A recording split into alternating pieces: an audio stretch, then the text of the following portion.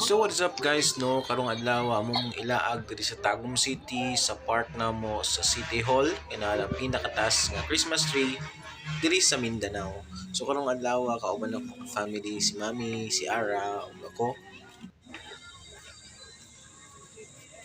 Hala!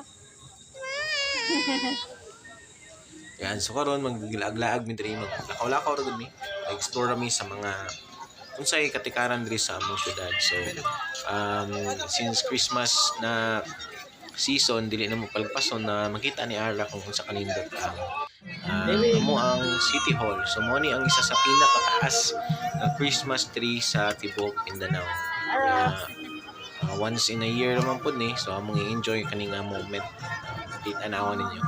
Actually, nindot yun siya guys, kaninga culture nga na-build diri sa Tagum City.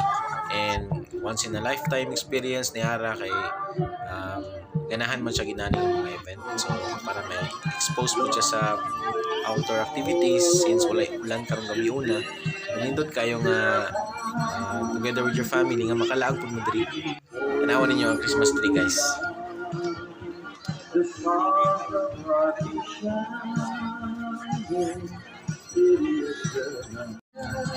Merry Christmas guys! Merry Christmas!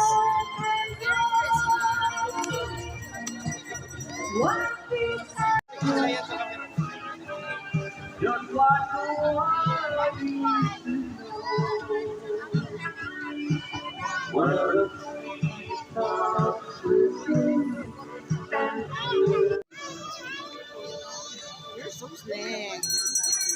Right, Mami.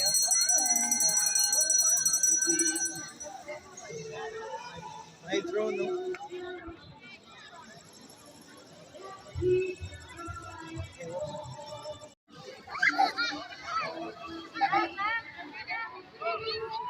You sit down here.